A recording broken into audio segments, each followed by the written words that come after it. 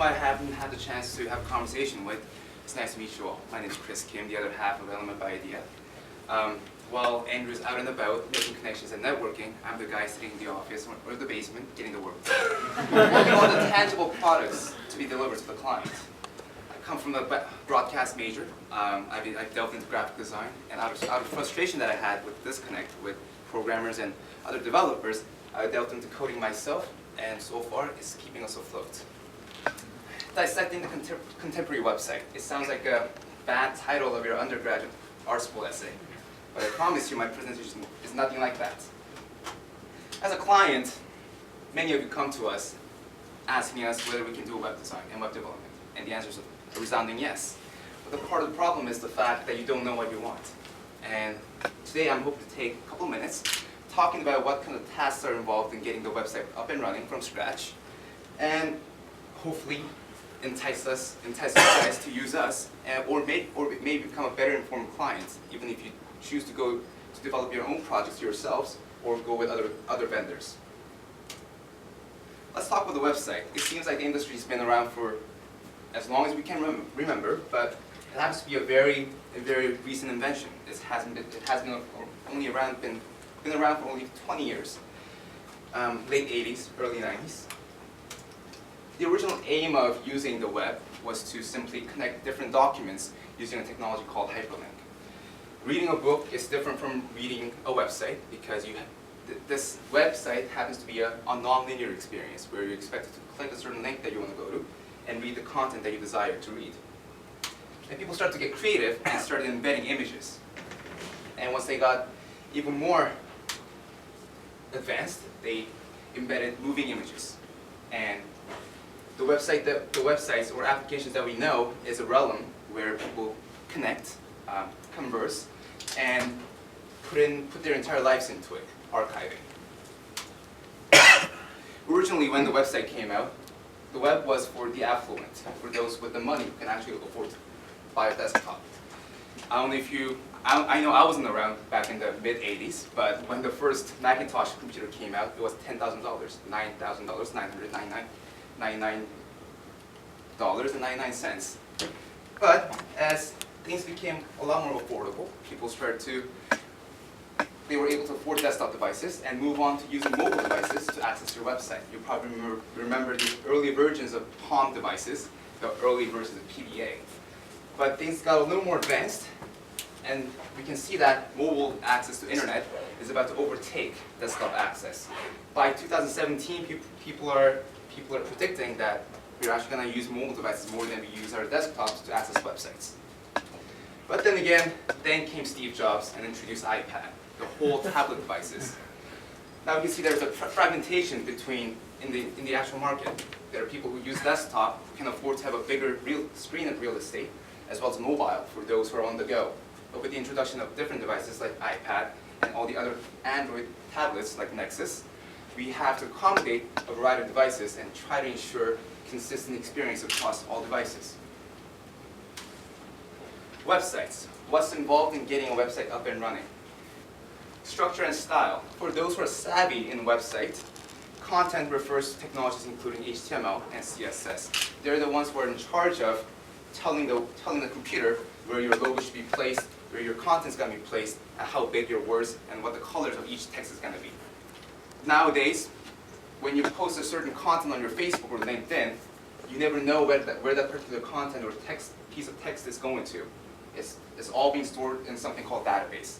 A server that is remotely hosted, aside from where your content section, structure and style lie, and they're simply in charge of storing content and making sure that collection is staying consistent. Of course, for us to get the data that's stored in the database onto the content aspect, you definitely need logic. A component in a website that is responsible for bridging the gap between the database and the content and making all these small calculations or even some of the more complicated procedures that you're expected to use as a web developer. Then people started to get clever and started imposing an element of extra interactivity. Website itself alone is an interactive medium because it's a non-linear experience and we have an ability to choose where we want to go and how we want to experience a certain website. But with the introduction of newer technologies, including JavaScript and jQuery, some of the technologies that you might have heard of in the past, we can now make elements that were primarily static previously. We can make certain elements go fly around, make them hide, make them disappear, and have the website refresh itself every 5 seconds or so. So that is the current state of the web. Content, database, logic, interactivity. You can consider these to be the basic elements or the core atoms of any website that's out there in the industry. Google, Facebook, Wikipedia, whatever website you're going to, when you break them down into 4 pieces, you're going to be left with the content, database, logic, interactivity. Steps involved in creating a certain website. And these are the processes that we use as elementByIdea and for my own personal projects as well. And for you as a client, it will definitely help to know the steps that are involved in creating a certain website, because these processes are being applied to everywhere else, and if there are some vendors who wish to forego each of these steps, we can definitely be a little wary and see where they're coming from. 5 steps that are involved. Easy enough. You got to plan the website, design the website, make sure you translate the design into code, make sure that the experience is functional and reliable, and finally launch for public access. First step, planning. As a vendor, we or any other vendors would meet you as a client and try to identify your need. Identify your target audience, identify some of the cool things, cool elements that you're hoping to appropriate from other websites and solutions, and basically jot down the notes and plan out the schematics for your website. And that's where sitemap and statements come in handy. Sitemap simply refers to a diagram that depicts where each website is going to go and how they're connected. As for the statement, it's just like the project statement, what you're trying to achieve with this particular website and what kind of traffic you're hoping to attract. That was the easy part, and it comes design. Based on the client request, we proceed with creating a series of wireframe. Wireframe simply refers to a diagram with a bunch of gray blocks and the labels on top of them. This helps us to identify where the primary website components are going to go on the browser itself.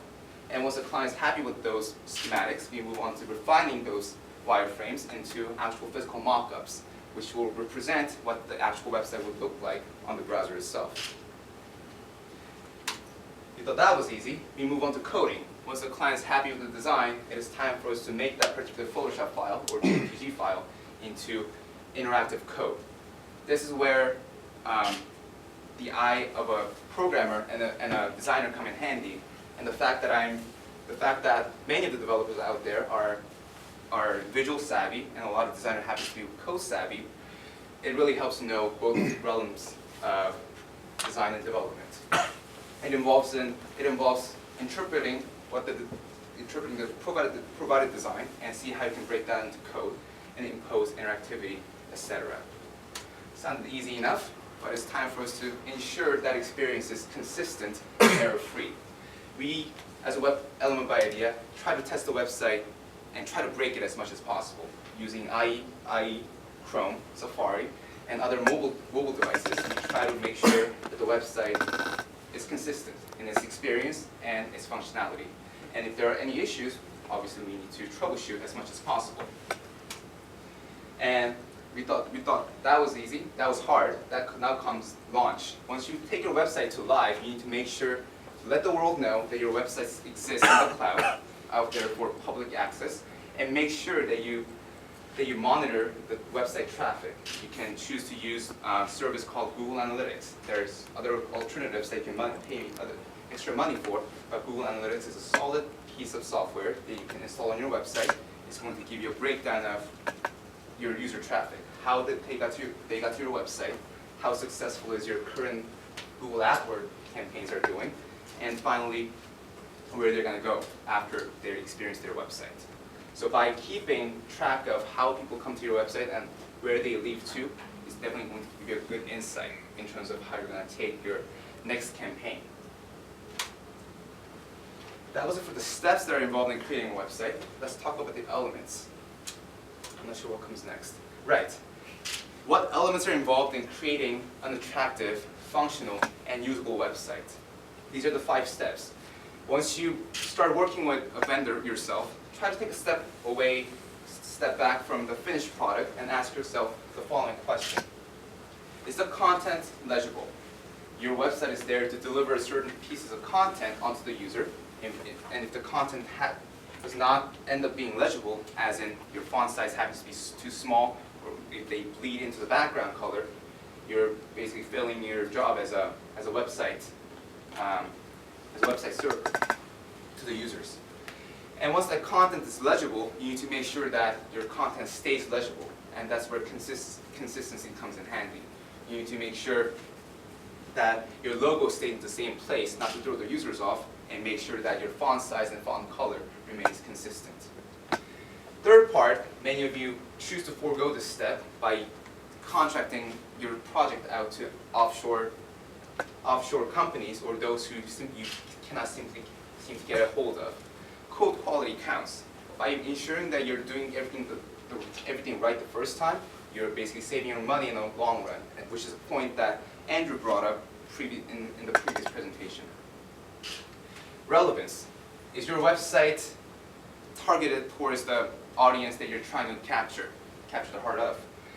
You need to make sure that your aesthetics and the content and all the other user experiences are relevant to your target audience. And finally, you need to make sure that the experience is usable, the website is usable, and make sure that it takes the least amount of clicks for the users to get to a certain point. And by having users to navigate your website, navigate your desktop website using a mobile device, you're basically failing in terms of user experience department. Those are 5 steps. We're almost there. Hierarchy. Many of you choose to forego these 4 steps and move on to creativity, just trying to capture the user's attention. It might work, and it might be a valid point for a lot of marketers out there just to create the buzz. But when it comes to web design, you need to first make sure that your website is functional. After that, you ensure the functionality of a website. You need to make sure that that functionality is provided to the users reliably. Make sure that your server is up every now and then. Make sure that you're maintaining your server every now and then. After that, you can move on to ensuring usability for your website. Make sure that your user is not being confused by all these buttons and navigation items. And make sure that your users are gaining some kind of insights or gaining some kind of useful information out of each user experience. Then you can move on to making your website creative and capture all the other audience's eyes. And those are the points that you should keep in mind as a web developer and as well as a client. For those who wish to learn more about web coding and educate yourself as a client, these are some of the items that I would recommend. It wouldn't hurt to be a better informed client. First, I would like you to read a couple articles about the basic grammar and basic rules that have to do with web design.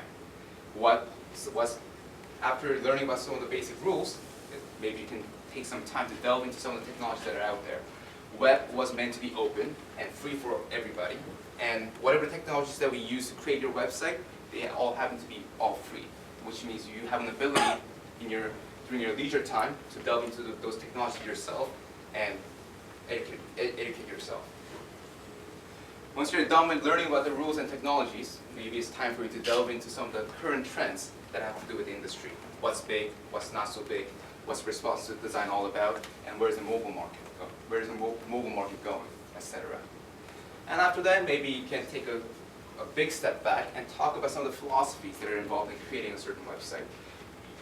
The industry of web goes all the way back into the heydays of science fiction, and funny enough, all the things that we saw in Star Trek and all the things that we read in all the science fiction, they did all come true.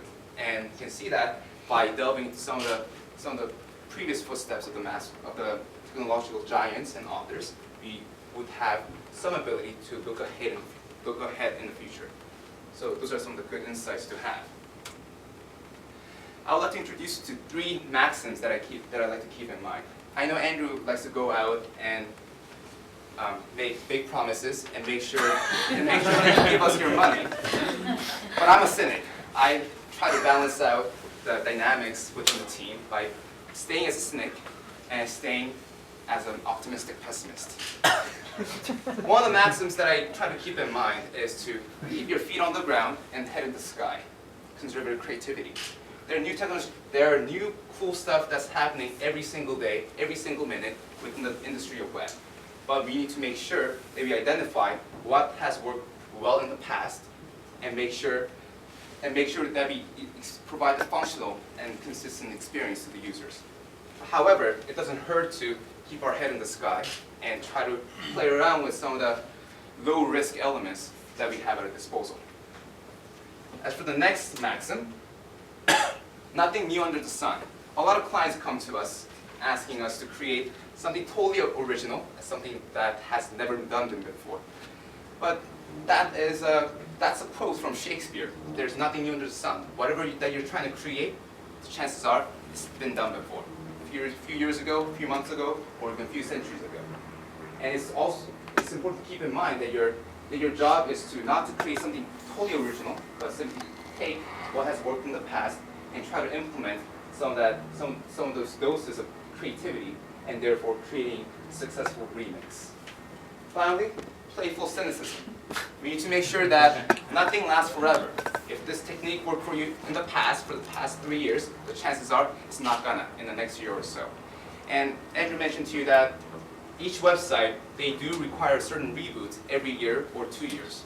And it's important to keep in mind that whatever project that you're working on, the chances are it's not going to stay relevant forever. Well, thank you for your time. My name is Chris Kim. It was a pleasure to meet all of you, and thank you for your attention. And I guess